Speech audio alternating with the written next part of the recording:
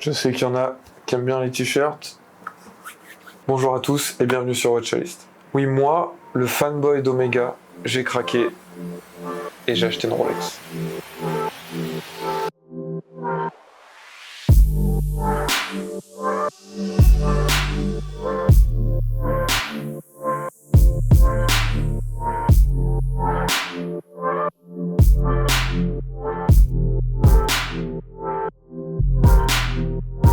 Alors dans cette vidéo, je vais vous expliquer pourquoi, déjà d'où mon cheminement qui m'est amené à m'acheter une Rolex.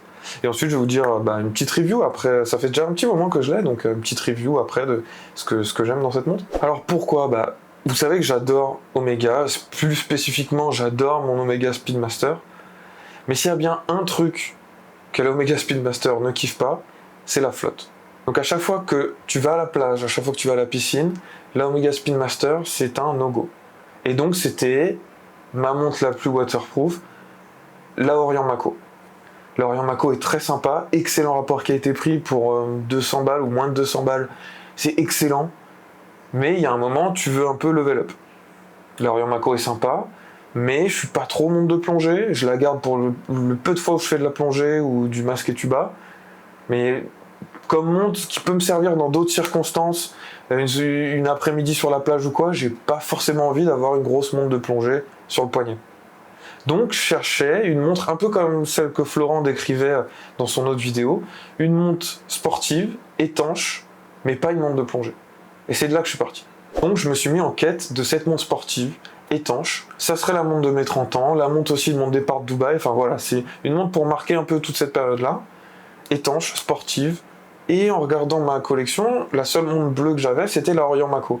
Donc je me suis dit, montre de sport étanche, cadran bleu, c'est parti, toutes les marques en ont, c'est parti, j'avais l'embarras du choix. La première montre vers laquelle je me suis dirigé, c'était la Zin 556. On en a parlé dans d'autres vidéos aussi. Montre sportive, cadran bleu, je me suis dit, pourquoi pas, le prix est raisonnable. Sauf que je suis un peu frileux à acheter sans essayer. Et j'avais peur que le bracelet soit pas très confortable, que les finitions me plaisent pas. Donc je me suis dit non, celle-ci, j'achète pas sans essayer. Ensuite, vous l'avez vu dans la vidéo sur Tudor, je suis allé voir la Tudor Black Bay 36. Elle remplissait tout le cahier des charges, mais je sais pas, je restais sur ma faim, je sais pas si c'est les finitions qui m'ont pas trop... Je sais pas, il manquait un truc, un peu... mais... Donc ensuite je suis allé voir la Omega Aquaterra, le modèle 38 mm, mais le polissage et le bracelet qui est quand même pas ouf, ça l'a pas fait. Ensuite, qui s'est ramené sur ses grands chevaux à fêter son anniversaire? Ça se dit qui s'est ramené sur ses grands chevaux? Sûrement, ouais. Peut-être pas. Ensuite, qui s'est ramené avec des éditions limitées pour son anniversaire, je crois que c'était les 50 ans de la marque ou quoi, Grande Seiko. Et là, le modèle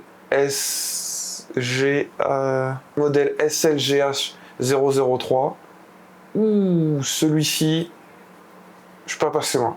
Un peu cher, mais je suis pas passé loin. J'avais une très bonne offre du vendeur Grande Seiko au Dubai Mall.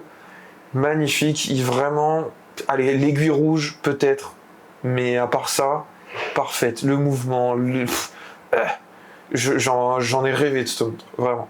Mais le gars l'avait pas en stock, j'ai pas pu l'essayer, et puis trop cher quand même, un peu trop cher.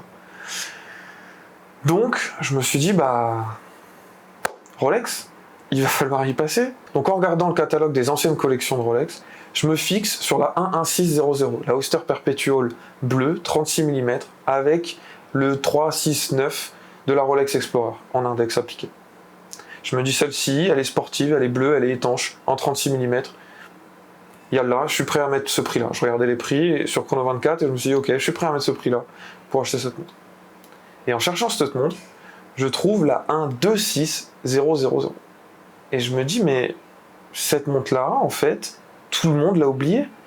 Elle n'était pas dans les campagnes marketing de Rolex en 2020. Pourtant, c'est la nouvelle Oyster Perpetual, nouveau mouvement, nouveau fermoir, nouveau cadran.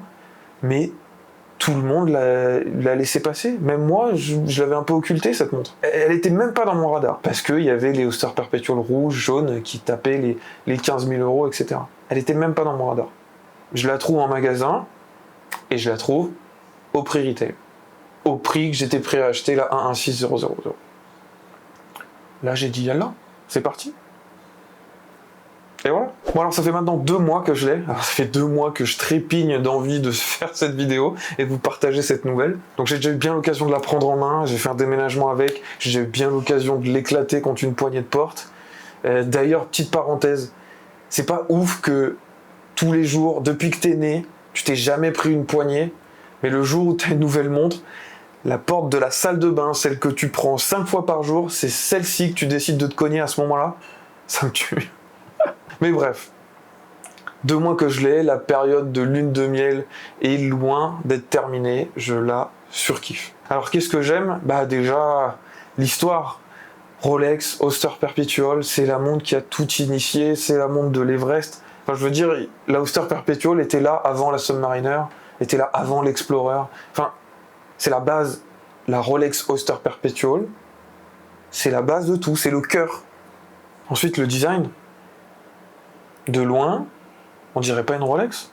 36 mm, pas de lunettes. Quand tu demandes à n'importe qui c'est quoi une Rolex, tout le monde a en image, tout le monde a en tête la Submariner. Beaucoup plus discret. Ensuite, le cadran bleu, magnifique. Celui de la Mako était déjà ouf, mais là, c'est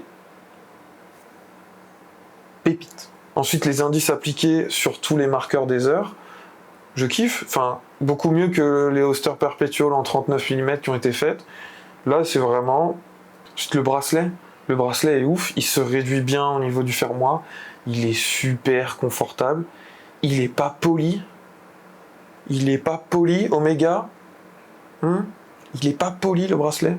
Magnifique. Allez, il est poli sur les côtés. Ça va. Très discret, très beau, très confortable. Le confort, très confortable. Ensuite, le fermoir.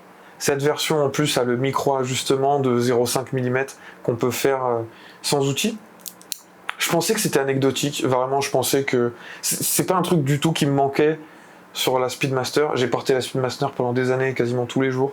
Et jamais je me suis dit, tiens, j'aimerais bien avoir un truc qui règle.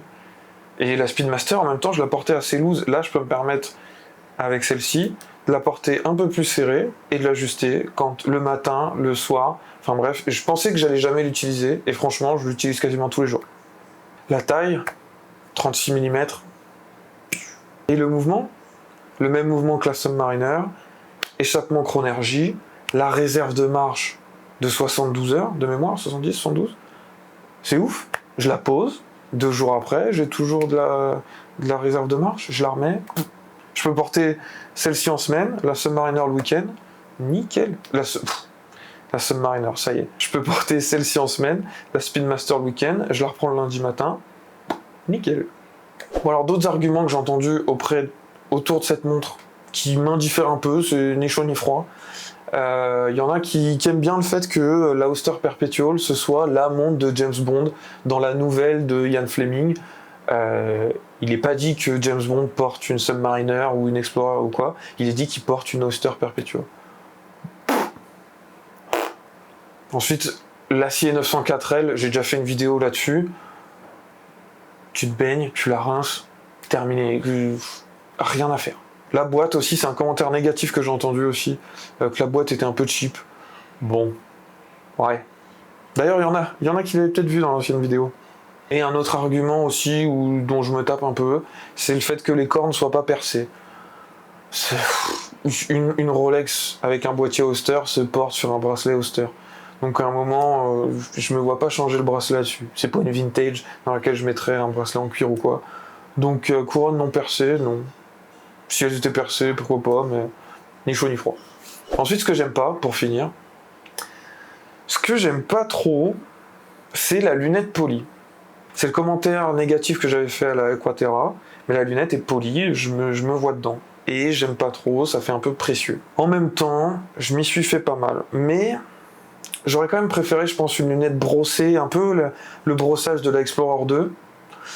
Ou alors une lunette cannelée, comme la version Auster Perpetual ou Air King 114-210, je vous mets une photo. Voilà, j'aurais peut-être préféré ça. Mais en vrai, une fois, maintenant que je l'ai, ça passe. j'y fais même plus gaffe. Enfin, deuxième point qui me plaît un peu moins, c'est le fond de boîte plein. J'aurais bien aimé voir le mouvement, j'aurais bien aimé voir avec une loupe l'échappement Chronergie. Maintenant, le fond de boîte est plein. C'est une Rolex, elles sont toutes comme ça. Je vais peut-être la faire graver, tiens. Peut-être écrire une date ou quoi, la date d'achat, la date d'aujourd'hui, de demain, je sais pas. Ouais, peut-être la faire graver. Vous avez des idées d'ailleurs? Je vais pas faire graver mon nom quand même. C'est pas une étiquette de slip. Bref, si vous avez des idées de gravure, n'hésitez pas en commentaire. Donc voilà, j'ai craqué. J'ai posé celle-ci pour prendre celle-ci. Je suis passé chez la couronne. J'espère que cette vidéo vous a plu. Si vous êtes comme moi, vous avez chaviré du côté obscur de la couronne, mettez-moi un commentaire, dites-le moi. Et voilà, si cette vidéo vous a plu, n'hésitez pas à vous abonner, à mettre un petit pouce bleu, ça fait toujours plaisir. Et à la prochaine. Ciao!